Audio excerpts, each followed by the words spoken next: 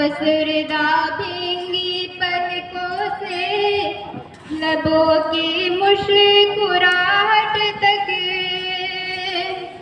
फसरदा भींगी पलकों से लबों की मुस्कुराहट से, गहरी खामोशी से किसी की सूखियाहट तक, किसी गहरी खामोशी से किसी की सूखियाहट तक, मोहब्बत के फसाने का, मोहब्बत के फसाने का हंसी उन्वान है उर्दू हमारी जान है, उर्दू हमारी शान है उर्दू।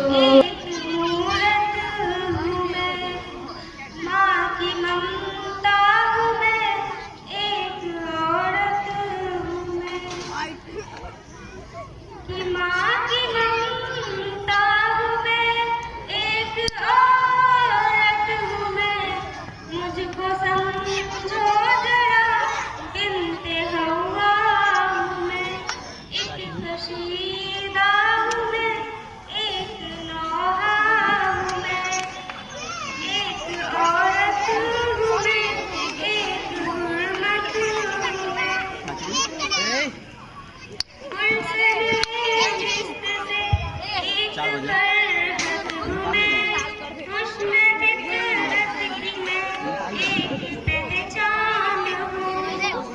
की तहरीन रविश जिंदा है। आज भी जुल्म के नापाक रिवाजों के खिलाफ मेरे सीने में बगावत की खलिश जिंदा है। जबरो सफ़ाक वो तुग़यान का बागी हूँ मैं, नसाए कुव्वत इंसान का बागी हूँ मैं। आज भी मेरे ख़यालों की तपिश जिंदा है, मेरे गुफ्तार की तहरीन रविश जिंदा है। मेरी बहन जिन्होंने मेरी बातें नज़्म कलाम पे जड़ी रखी, मुझे एक शेर याद आ रहा था। खनकती हुई उन चूड़ियों का क्या होता, लगी हाथ की मेहंदियों का क्या होता। अगर हुजूर न आते इस रूहे ज़मीं पर तो सोचो मेरे कौम की बेटियों का क्या होगा। ये मेरे लिए और मेरे दीन के लिए बड़ी खुशी की बात है। आज का जो दौर है हम उर्दू को भूलते जा रहे हैं। हामिद रज़ा साहब अभी अपना कलाम पेश कर रहे थे और इसके बाद मेरी फहरिस्त में जो नाम है वो नाम है शायरा खातून।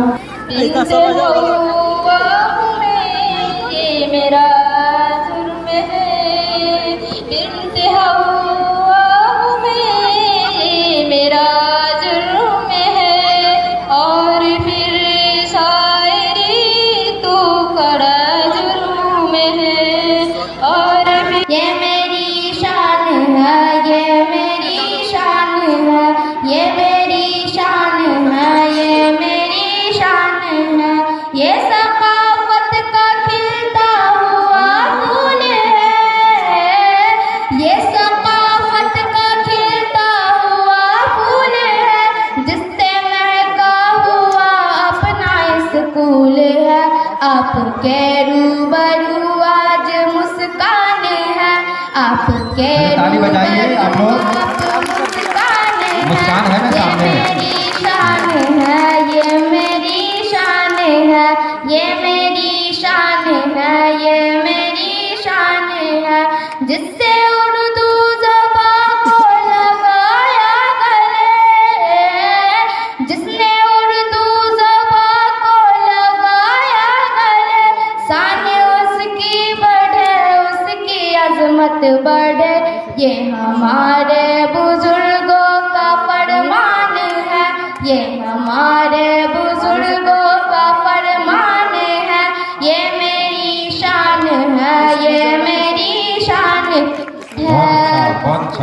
बाप माँ और उस्ताद ने हर घड़ी, बाप माँ और उस्ताद ने हर घड़ी हमको तालीम जो दी वो उर्दू में दी। आज मैं जो भी हूँ उनका एहसान हूँ, आज मैं जो भी हूँ उनका एहसान हूँ।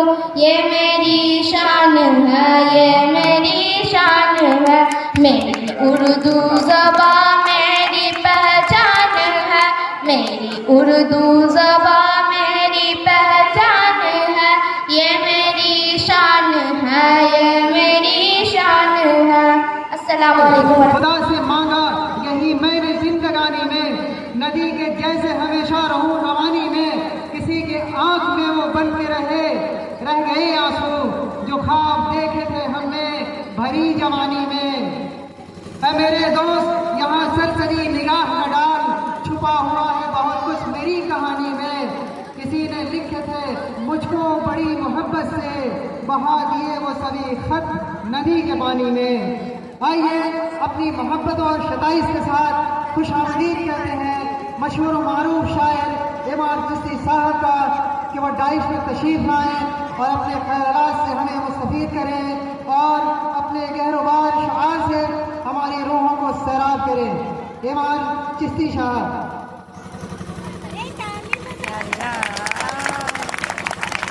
बहुत बहुत शुक्रिया, आपने जितना कहा मैं खुद सुनकर हैरान हो रहा था कि बात मेरी ही हो रही है या किसी और। बहरहाल बहुत बहुत शुक्रिया सभी लोगों का।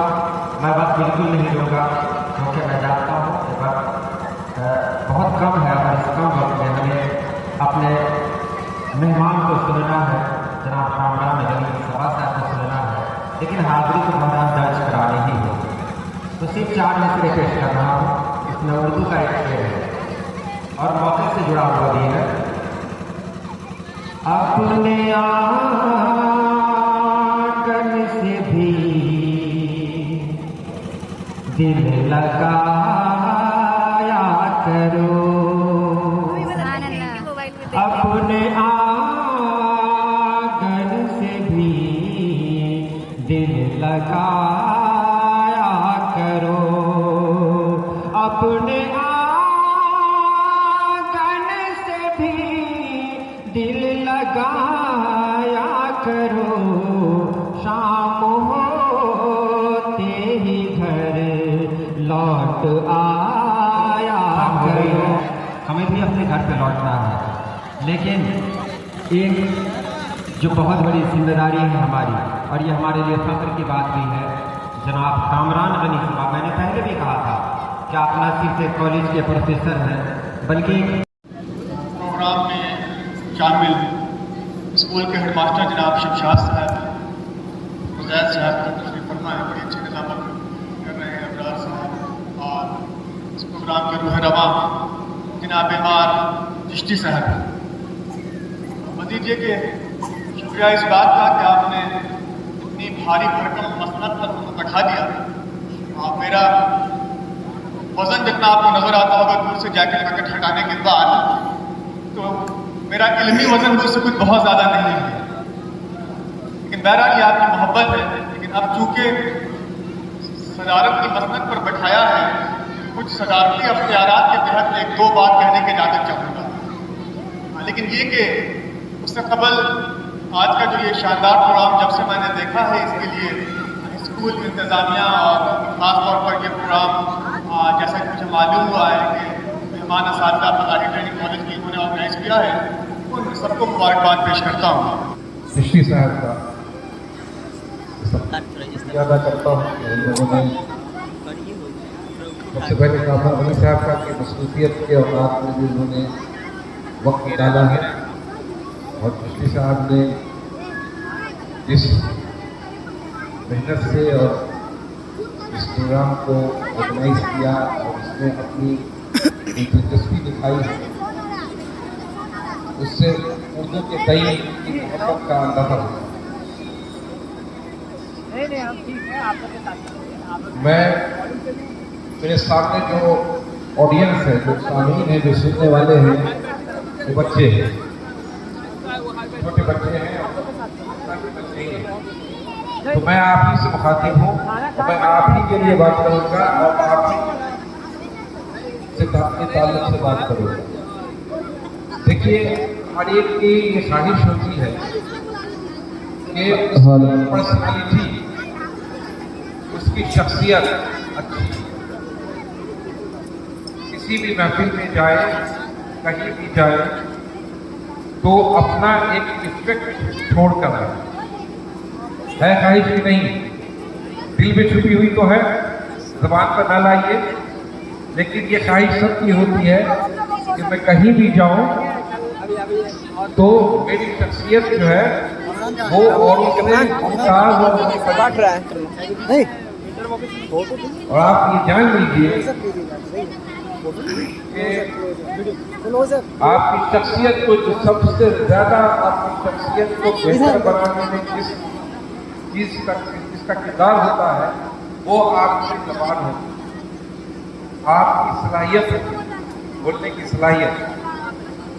और उर्दू एक ऐसी ज़बान है जिसकी मकबूलियत की वजह ही यही है कि उसमें इजहार अपनी जज्बात के, अपने एहसासात का और अपने ख्यालात के इजहार करने, बड़े नज़ाकत के साथ अपने ख्यालात का इजहार किया जा सकता है। यानी बहुत ही खूब इस माहिर के साथ यहाँ इस ज़बान को एक खूबसूरत और महज़्ज़ब ज़बान करार देते हैं। आपसे मेरी बस इतनी एज ए टीचर कहिए और एज ए मेंटोर करिए, जैसे जॉर्ज सैसिड से आपने उर्दू के ताल्लुक से इतनी सारी बातें सुनी हैं पिछले 2 घंटे, आपको अंदाजा हो गया होगा कि उर्दू क्या चीज़ है, आखिर क्यों इतने लोग रद्दुल लिसान हैं उर्दू के लिए।